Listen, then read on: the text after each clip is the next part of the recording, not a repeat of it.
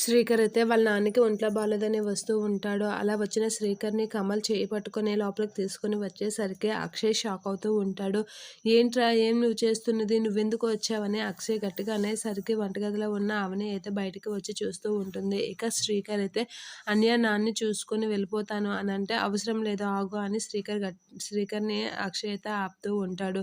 "నువ్విప్పుడు ఏం చూడక్కర్లేదు. 4 డేస్ పోయాక రా" అంటే "లేదు నేనిప్పుడే చూస్తాను" అని శ్రీకర్ అనేసరికి అక్షయ్ శ్రీకర్‌ని చేయి పట్టుకొని బయటికి లాగేస్తూ ఉంటాడు. ఇక అది చూసి అవని షాక్ అవుతూ ఉంటుంది. పల్లవి అయితే హ్యాపీగా ఫీల్ అవుతూ ఉంటుంది. ఇక శ్రీకర్‌ని అయితే అక్షయ్ బయటికి తీసుకొని వెళ్ళేసరికి "నీకు చెప్తుంటే అర్థం కాదారా? వద్దురా వెళ్ళు అని చెప్తే వస్తాను, చూస్తాను అని అంటావేంటి? నీకు చెప్తుంటే అర్థం అవ్వడం లేదా?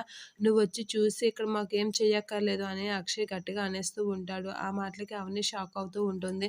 ఇక "నువ్వు ఏం మాట్లాడకు. ఇక నుంచి వెళ్ళిపో. ఇక్కడ నువ్వు చేసిన ఘనకార్యం చాలు" అని అక్షయ్ చాలా సీరియస్‌గా శ్రీకర్‌తో అంటూ ఉంటాడు. ఆ మాటలకి కమల్ కూడా షాక్ అవుతూ ఉంటాడు అక్షయ్ చేసిన పనికి.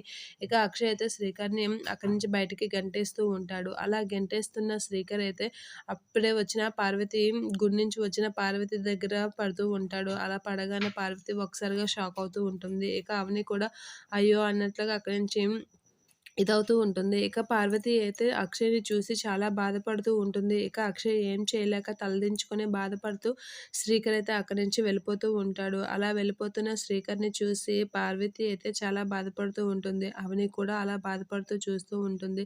ఇక పార్వతి అయితే ఆ అక్షయ్ దగ్గరికి వచ్చి ఏంటి నువ్వు చేసింది అనైతే అడుగుతూ ఉంటుంది. ఇక అక్షయ్ అయితే ఎక్స్‌ప్లెయిన్ చేయడానికి ట్రై చేస్తూ ఉంటాడు. కానీ పార్వతి అక్షయ్ కాసి చాలా సీరియస్‌గా చూస్తూ ఉంటుంది అక్షయ్ చేసిన పనికి.